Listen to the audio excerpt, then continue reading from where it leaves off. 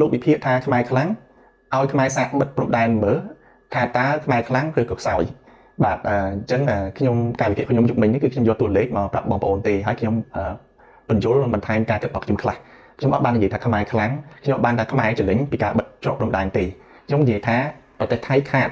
គាត់ខាត់មកអីខ្លះពេលតែគាត់បិទច្រកព្រំដែនអញ្ចឹងយើងមើលទៅលើតួលេខបាននៅខែ4ឆ្នាំ2025តួលេខគឺខ្ញុំបានពីក្រសួងពាណិជ្ជកម្មផថៃណាដែលខ្ញុំយកអត្រាជាដុល្លារចុះ1ដុល្លារគឺ33បាតអញ្ចឹងយើងឃើញថាប្រទេសថៃខាងថៃគេរាយការណ៍ខ្លួនគេគឺថាគេលក់មកខ្មែរ368ដុល្លារនៅខែ4ហ្នឹងហើយគេទិញពីខ្មែរវិញ110ដុល្លារបាទតួលេខនេះជាតួលេខផ្លូវការខ្ញុំអត់និយាយតួលេខមួយចំនួនដែលថាមានអត់ផ្លូវការមួយចំនួនណានាំចេញនាំចូលហ្នឹងរកស៊ីកិច្ចពន្ធហ្នឹងក៏មានខ្លះនៅក្នុងហ្នឹងអញ្ចឹងខ្ញុំអត់និយាយតួលេខនេះខ្ញុំយកតួលេខផ្លូវការអញ្ចឹងបើសិនជាបងប្អូនយកតួលេខហ្នឹងមកបងប្អូនមិនទៅគិតអីច្រើនទេបងប្អូនយកតួលេខនេះវិភាគខ្លួនឯងទី1យើងវិភាគបានថាយើងទិញតំណែងពីថៃច្រើនជាងយើងលក់ទៅថៃហើយនេះជាការប៉ັດបងប្អូនមិនអាចទៅបកកែកជាមួយការប៉ັດបានណារឿងអ្វីជាប៉ັດវាជាការប៉ັດហ្នឹងហើយទី2បងប្អូនអាចវិភាគថាវាទៅជាវិជ្ជមានឬអវិជ្ជមានបើបងប្អូនវិជ្ជមានថាខ្មែរយើងគាត់បានតែយើងទិញតំណែងថៃច្រើនដែរជាតិជនសំខាន់របស់ថៃបានយើងអ្នកមានលុយទិញតំណែងថៃដែរតែបើអ្នកដែលវិភាគអវិជ្ជមានគាត់នឹងអាចថាខ្មែរយកចិត្តធ្វើអីចិត្តតំណងរបស់ពីថៃមកអញ្ចឹងណាតែខ្ញុំក៏សួរមួយដែរចឹងថាអ្នកខ្លះវាអវិជ្ជមានពេកថាគាត់និយាយចឹងថាខ្មែរចិត្តធ្វើអីចិត្តយល់ដីមកពីថៃមកចុះខ្លួនឯងជាជនខ្មែរចុះខ្លួនមិនធ្វើទៅបា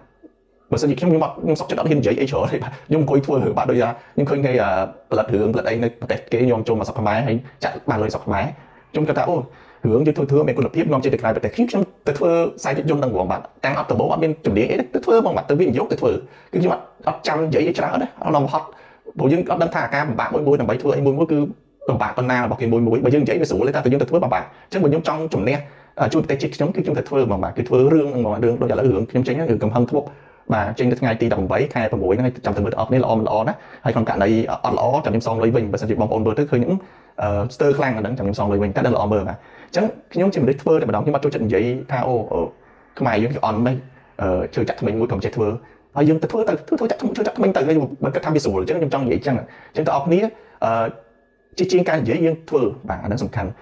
់ហើយមួយទៀតតកតងនឹងការគូចខាតខៃនឹងប៉ះពាល់ហើយប្រជាជនយើងលក់ផលិតផលកសិផលមួយចំនួនទៅថៃគាត់នឹងប៉ះពាល់ឲ្យដល់110លានដុល្លារក្នុងមួយខែគាត់ប៉ះពាល់អញ្ចឹងហើយប្រទេសថៃនិងខ្មែរជាប្រទេសដែលបងប្អូនគ្នាដូចថាចិត្តខាងគ្នាចង់ថាបងប្អូនគ្នាអញ្ចឹងយើងឃើញថាយើងពឹងទៅលើថៃពឹងទៅលើយើងសូម្បីតែពលករកម្ពុជាយើង1លានអ្នកជាងនៅប្រទេសថៃគាត់ធ្វើការដើម្បីឲ្យសេដ្ឋកិច្ចថៃហ្នឹងដំណើរកា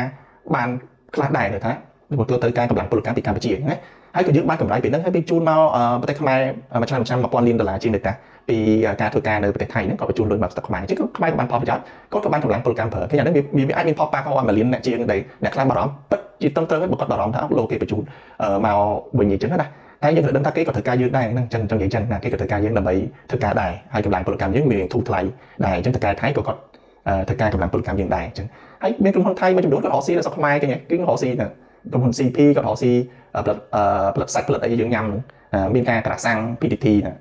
ក្រុមហ៊ុនរោងកុន major ណាគឺគាត់រកស៊ីនៅស្រុកខ្មែរអញ្ចឹងគឺមានការរកស៊ីនៅស្រុកខ្មែរហើយគាត់រកលុយបានពីស្រុកខ្មែរដែរមិនមែនថាគាត់រកលុយបានទេអញ្ចឹងយើងក៏ត្រូវការពួកគាត់ដែរដោយសារគាត់នាំអ្វីដែលល្អៗយើងអាចរៀនពីគាត់ហើយក៏មានផលិតផលល្អមួយចំនួនដែលយើងទិញពីគាត់ដែរហើយអញ្ចឹងពឹងពាក់គ្នាទៅវិញទៅមកហ្នឹងបាទតើសង្គ្រាមពាណិជ្ជកម្មឬក៏មានសង្គ្រាមអត់មានណាចំណេញទេវាគឺខាតអស់គ្នាបាទថៃក៏ខាតយើងក៏ខាតហ្នឹងហើយអញ្ចឹងមូលហេតុដែលគេខាតហ្នឹងហើយបានគេអត់ទៅបិទច្រកព្រំដែនយើងបាទអញ្ចឹងមួយទៀតការវិភាគខ្ញុំជាបុគ្គលសាមញ្ញមួយរូបបាទជាអ្នកជំនួយខ្ញុំអត់ជាមន្ត្រីរាជការអត់មានឥទ្ធិពលអីទៅប្រជារាជរដ្ឋាភិបាលថៃបិទច្រកព្រំដែនឬបើកច្រកព្រំដែនគឺខ្ញុំគ្មានសិទ្ធិទេគឺរាជរដ្ឋាភិបាលថៃគាត់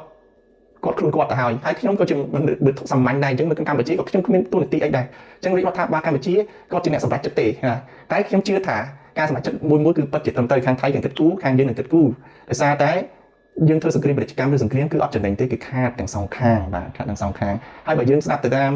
រឿងដែលកើតឡើងនោះគឺរឿងដែលតាមព្រំដែននោះគឺរឿងតែខាងថៃគាត់ចូលមកគាត់បាញ់ស្លាប់ទាហានព្រំដែនយើងម្នាក់នេះអាហ្នឹងវាធ្ងន់ធ្ងរដែរណារឿងហ្នឹងវាជាធ្ងន់វាចាប់ដើមពេញចេញពីហ្នឹងណាហើយបានកម្ពុជាក៏បាញ់តទៅវិញទៅហើយមិនកម្ពុជាទៅបាញ់គេមុននេះបាញ់យើងអញ្ចឹង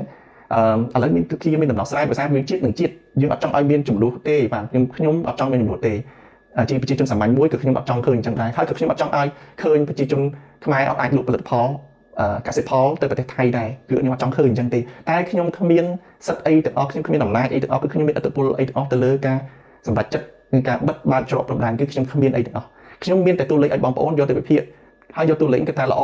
ឬអាក្រក់ព្រោះថាស៊ីសងទៅការគិតរបស់បងប្អូនមួយតែខ្ញុំជាមនុស្សដែលចូលចិត្តប្រើតួលេខហើយយកមកជជែកនឹងមកវិភាគបាទអញ្ចឹងបើបងប្អូនមានបញ្ហាជាមួយតួលេខអាហ្នឹងយើងជជែកជាមួយគ្នាវាស្រួលហើយមួយទៀតខ្ញុំជាមនុស្សដែលចូលចិត្តធ្វើបើមិនឃើញថា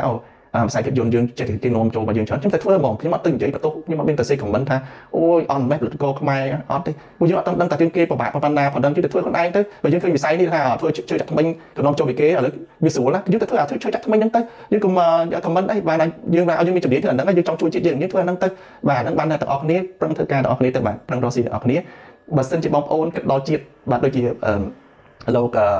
JFK John F Kennedy និយាយចឹងថាគុំចិត្តថាទៀមទារំពឹងឲ្យជាតិធ្វើអ្វីសម្រាប់អ្នកគួរតែគិតមកខ្លួនឯងថាអ្នកបានធ្វើអីខ្លះសម្រាប់ជាតិអញ្ចឹងចាប់ដើមធ្វើអីសម្រាប់ជាតិតិចឬច្រើនយើងធ្វើដោយទង្វើ